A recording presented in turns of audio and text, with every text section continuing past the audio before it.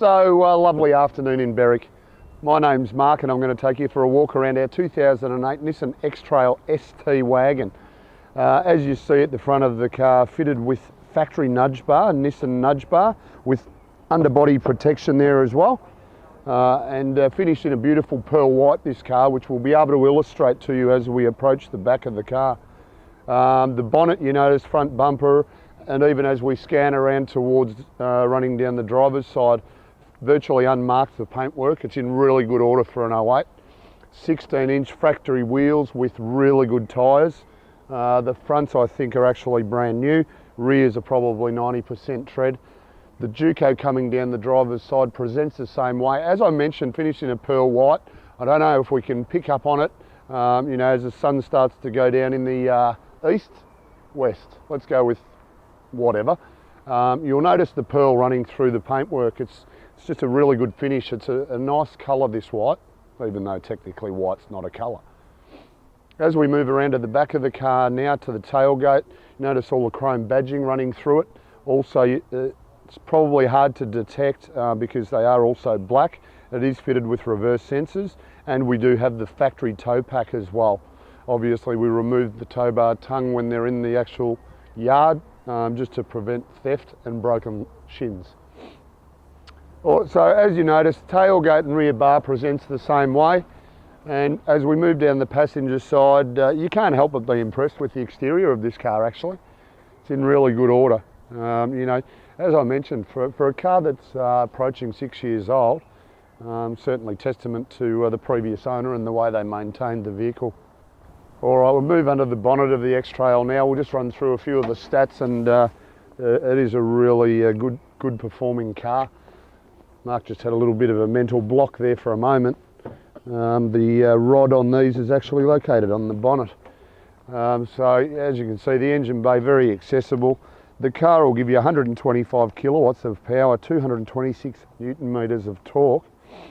At the same time, it'll deliver at 9.3 litres combined per 100 k's. So you're going to actually get in excess of 700 kilometres to a tank of fuel in this car. You know, for a medium-sized SUV, that's really good economy. So, moving around to the tailgate now. Fairly sizable opening in the X-Trail. Really good cargo area. Also has the feature of a lock-up drawer there. Store all your gold bullion in there and just hide it away. Another storage compartment also in there for longer items, and just one big square area. We've also taken the liberty of dropping one of the seats down. Now, as far as making the storage area a lot bigger in the X-Trail, important to note that what we do is we actually pull the seat base up into the vertical position. That is the headrest out of the back of the seat, which locates in these little holders just on the base of the seat. So fairly clever thinking when they designed it. Then this allows the back of the seat to drop down into the purely even position. So you can actually open the internal part of this car up into a really large storage area. You know, if you're a retired couple looking at doing travelling with this car and you want to utilise it purely for storage, you've got a massive area to put plenty of stuff in. Very simple for us to put it all back into position.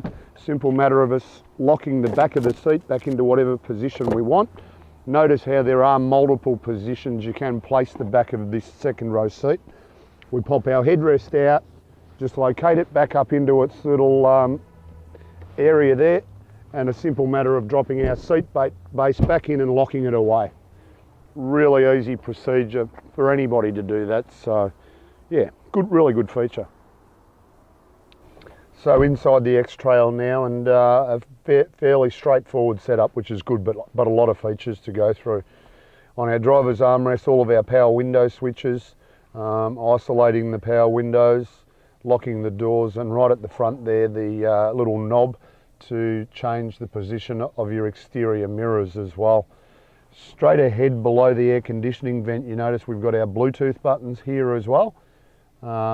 Does have the Bluetooth, the little microphone up there on our right.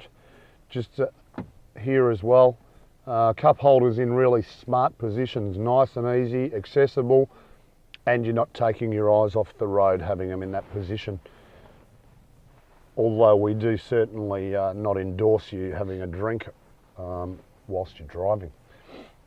On our steering wheel, we've got our factory cruise control, very straightforward settings.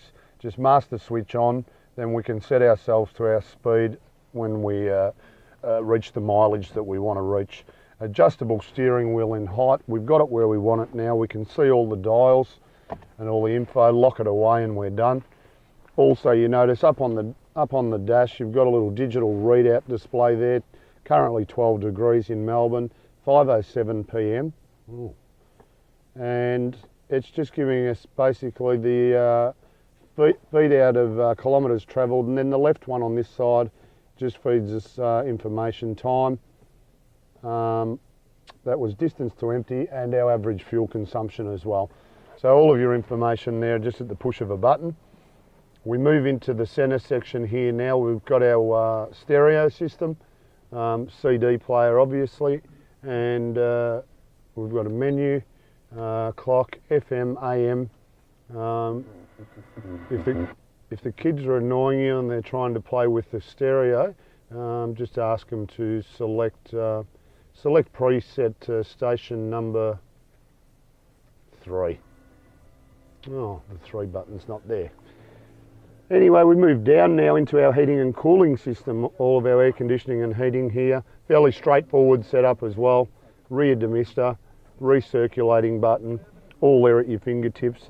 This car is 4-wheel drive on demand, so we'll just move the T-bar down into drive and you can see your 4-wheel drive button there. Also has downhill descent control. We can also drive it in manual shift as well if we wish, just by using the T-bar, changing between gears that way, or back into drive, and then we move back to park. Handbrake as standard, directly behind the T-bar. You do notice it does have, and this is an optional extra, an ashtray.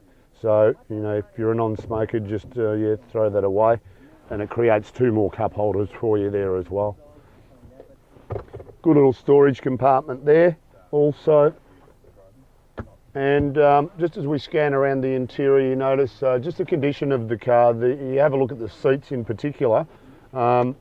You'd be absolutely staggered to think that a car that's coming up to 6 years old has, you know, the interior up to this quality. It's been really well maintained, which is a good thing. And also, you know, something that just reinforces the way this car's been looked after. Privately owned vehicle, and the servicing intervals have all been carried out. Every interval, originally servicing started at a franchise dealer, and just flicking all the way through, you notice we are seeing the services at every 10,000 kilometres, if not a little bit better. All the way through, every single stamp, and actually, if anything, probably been serviced a few times more than needed, but once again, it's credit to the previous owner, the way they've serviced it. And as we do with all of our used cars, we've carried out the intermediate service as well. A lot to like about this car. So in summary, Nissan X-Trail ST Wagon 2008 with only 90,000 Ks. 9.3 litres combined per 100 Ks, so expect over 700 kilometres to a tank of fuel. 125 kilowatts. And just presentation, as we've seen inside and out, a really well maintained motor car. Hope this video's given you a really good idea of the quality of vehicle that you're looking at here. If you've got any questions, give us a call, 9907 0555.